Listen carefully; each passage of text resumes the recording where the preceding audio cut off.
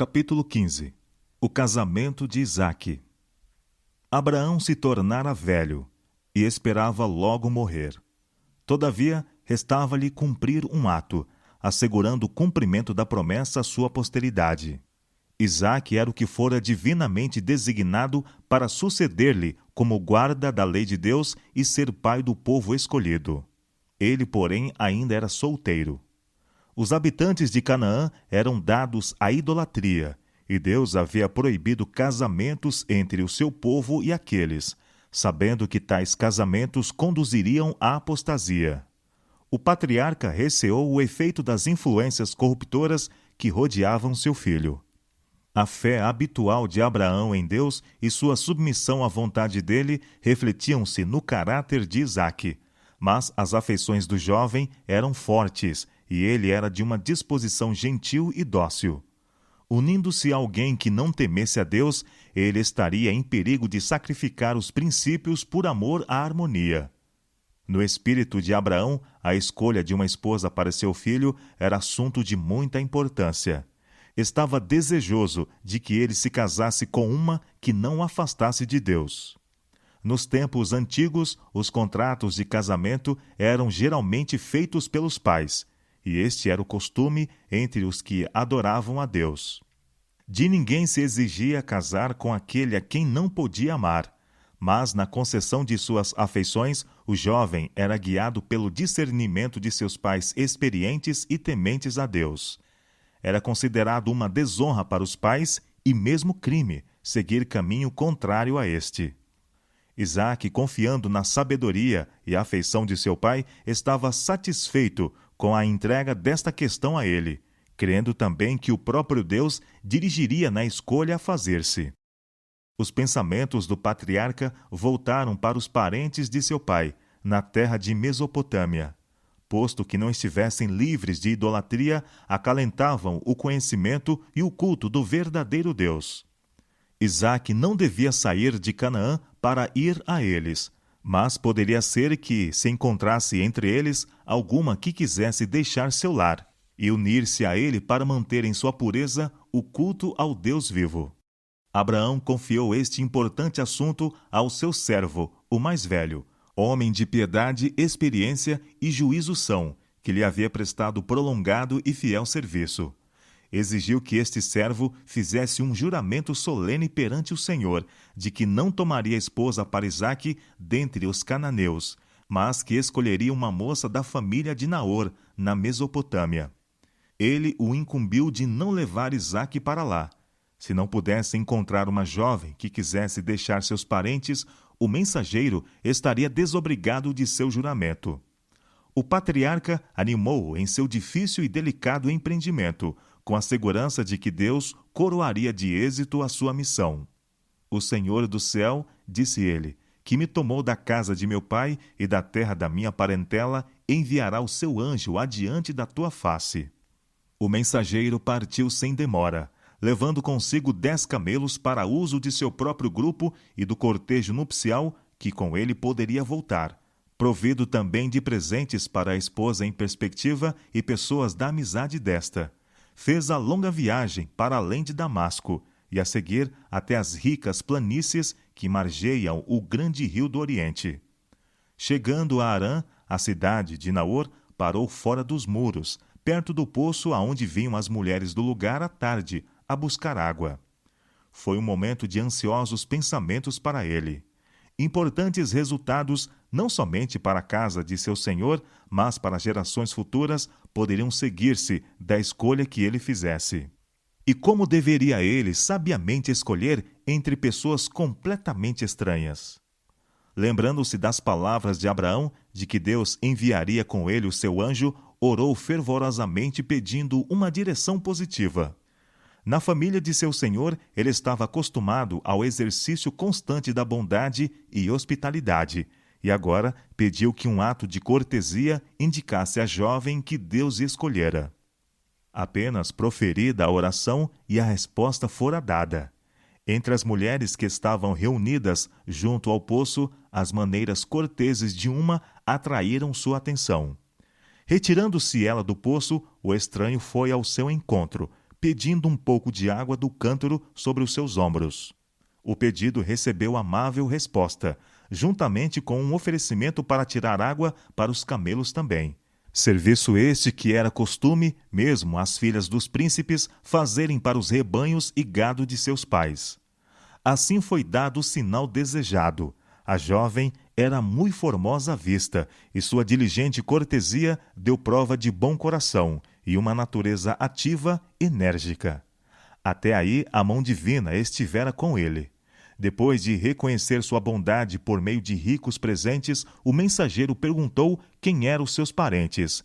E sabendo que ela era filha de Betuel, sobrinho de Abraão, inclinou-se e adorou o Senhor. O homem havia pedido acolhida em casa do pai da moça, e nas expressões de agradecimento por parte dele, revelaram o fato de sua ligação com Abraão. Voltando para casa, a moça contou o que acontecera, e Labão, seu irmão, logo se apressou a levar o estranho e os que o acompanhavam para participar da hospitalidade deles. Eliezer não quis participar do alimento, antes que houvesse transmitido sua mensagem, falado sobre sua oração ao lado do poço, juntamente com todas as circunstâncias que a acompanharam. Então disse ele: Agora, pois, se vós haveis de mostrar beneficência e verdade a meu senhor, fazei-mo saber, e se não, também me fazeis saber, para que eu olhe à mão direita ou à esquerda. A resposta foi: Do Senhor procedeu este negócio. Não podemos falar-te mal ou bem. Eis que Rebeca está diante da tua face. Toma e vai-te. Seja a mulher do filho do teu senhor, como tem dito o Senhor. Depois de obter-se o consentimento da família, a própria Rebeca foi consultada quanto a ir ela a uma tão grande distância da casa de seu pai para casar-se com o filho de Abraão. Ela acreditava, pelo que havia tido lugar, que Deus a escolhera para ser a esposa de Isaque, e disse: Irei. O servo, prevendo a alegria de seu senhor pelo êxito de sua missão, estava ansioso por partir, e pela manhã puseram-se a caminho para casa. Abraão morava em Berseba, e Isaque, que estivera cuidando dos rebanhos nos territórios circunvizinhos, voltara à tenda de seu pai, a fim de esperar a chegada do mensageiro de Harã. E Isaque saíra a orar no campo, sobre a tarde, e levantou os olhos, e olhou, e eis que os camelos vinham.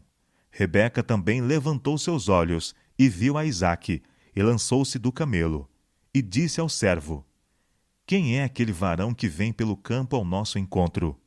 E o servo disse: Este é meu senhor. Então tomou ela o véu e cobriu-se.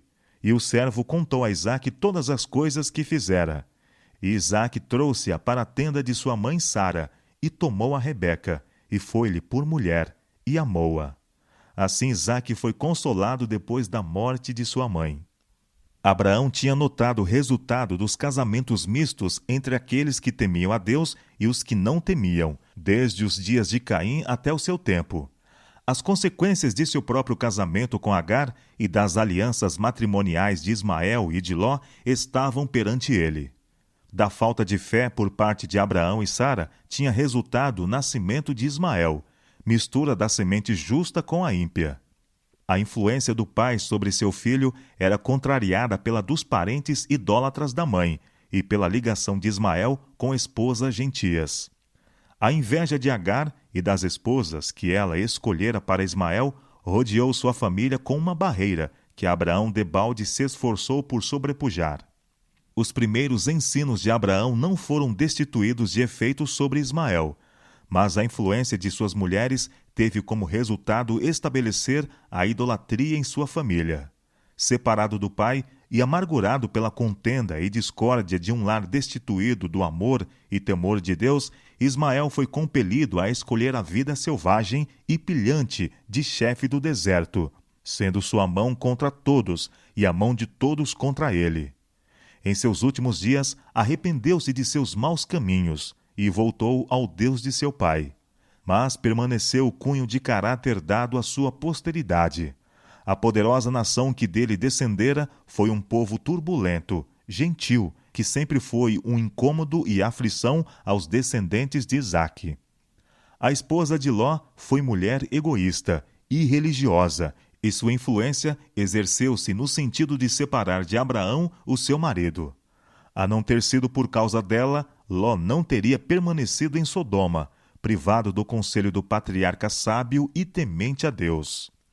A influência de sua esposa e as relações entretidas naquela ímpia cidade tê-lo-iam levado a apostatar de Deus, se não tivesse sido a instrução fiel que cedo recebera de Abraão. O casamento de Ló e sua escolha de Sodoma como residência foram os primeiros elos em uma cadeia de acontecimentos repletos de males para o mundo durante muitas gerações. Pessoa alguma que tema a Deus pode, sem perigo, ligar-se a outra que não o tema. Andarão dois juntos se não estiverem de acordo? A felicidade e a prosperidade da relação matrimonial depende da unidade dos cônjuges. Mas entre o crente e o incrédulo há uma diferença radical de gostos, inclinações e propósitos. Estão a servir dois senhores, entre os quais não pode haver concórdia. Por mais puros e corretos que sejam os princípios de um, a influência de um companheiro ou companheira incrédula terá uma tendência para afastar de Deus. A pessoa que entrou para a relação matrimonial, quando ainda não convertida, coloca-se pela sua conversão sob uma obrigação maior de ser fiel ao consorte, por mais que difiram com respeito à fé religiosa. Todavia, as reivindicações de Deus devem ser postas acima de toda a relação terrena, mesmo que provas e perseguições possam ser o resultado. Com espírito de amor e mansidão, esta fidelidade pode ter influência no sentido de ganhar o descrente. Mas o casamento de cristãos com ímpios é proibido na Bíblia. A instrução do Senhor é: não vos prendais a um jugo desigual com os infiéis. Isaque foi altamente honrado por Deus, sendo feito herdeiro das promessas pela quais o mundo deveria ser bendito. Entretanto, quando ele teve 40 anos de idade, sujeitou-se ao juízo de seu pai ao designar seu servo experimentado e temente a Deus a fim de escolher-lhe uma esposa. E o resultado daquele casamento, conforme é apresentado nas Escrituras, é um quadro terno e belo de felicidade doméstica. E Isaque trouxe-a para a tenda de sua mãe Sara, e tomou a Rebeca, e foi-lhe por mulher e amou-a. Assim Isaque foi consolado depois da morte de sua mãe. Que contraste entre o procedimento de Isaque e o que é praticado pelos jovens de nossos tempos, mesmo entre os professos cristãos. Os jovens muito frequentemente acham que a entrega de suas afeições é uma questão na qual o eu apenas deveria ser consultado. Questão esta que nem Deus, nem os pais de qualquer modo deveriam dirigir. Muito antes de atingirem a idade de homens ou mulheres feitos, julgam-se competentes para fazerem sua escolha, sem o auxílio de seus pais. Alguns anos de vida conjugal são usualmente bastantes para mostrar-lhe seu erro, mas muitas vezes demasiado tarde para impedir seus resultados funestos.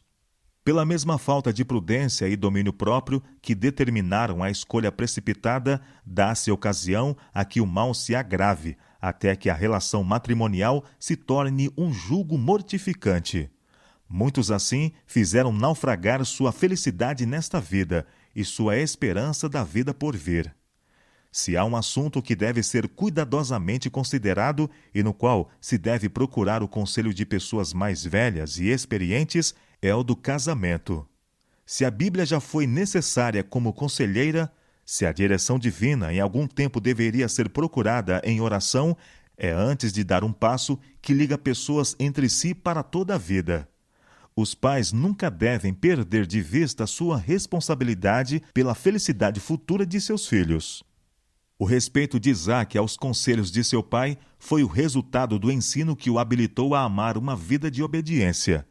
Ao mesmo tempo em que Abraão exigia de seus filhos que respeitassem a autoridade paterna, sua vida diária testificava que essa autoridade não era um domínio egoístico ou arbitrário, mas que se fundava no amor e tinha em vista o bem-estar e felicidade deles.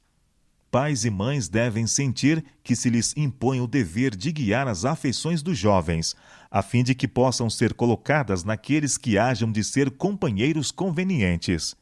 Devem sentir como seu dever, pelo seu próprio ensino e exemplo, com a graça auxiliadora de Deus, modelar de tal maneira o caráter de seus filhos desde os mais tenros anos que sejam puros e nobres, e sejam atraídos para o bem e para o verdadeiro. Os semelhantes atraem os semelhantes apreciam os semelhantes. Que o amor pela verdade, pureza e bondade seja cedo implantado na alma, e o jovem procurará a companhia daqueles que possuem esses característicos. Procurem os pais, em seu próprio caráter e vida doméstica, exemplificar o amor e a beneficência do Pai Celestial. Que no lar prevaleça uma atmosfera prazenteira. Isto será de muito mais valor para vossos filhos do que terras ou dinheiro. Que o amor doméstico se conserve vivo em seus corações, para que possam volver o olhar ao lar de sua meninice como um lugar de paz e felicidade abaixo do céu. Os membros da família não têm todos o mesmo cunho de caráter, e haverá frequentes ocasiões para o exercício da paciência e longanimidade. Mas, pelo amor e disciplina própria, todos poderão estar ligados na mais íntima união. O verdadeiro amor é um princípio elevado e santo, inteiramente diferente em seu caráter daquele amor que se desperta por um impulso e que subitamente morre quando severamente provado. É pela fidelidade para com o dever na casa paterna que os jovens devem preparar-se para os seus próprios lares. Pratiquem eles aqui a abnegação e manifestem bondade, cortesia e simpatia cristã. Assim, o amor será mantido cálido em seu coração, e aquele que parte de um lar semelhante para se colocar como chefe de sua própria família saberá como promover a felicidade daquela que escolheu para ser companheira de toda a vida. O casamento, em vez de ser o final do amor, será tão somente o seu começo.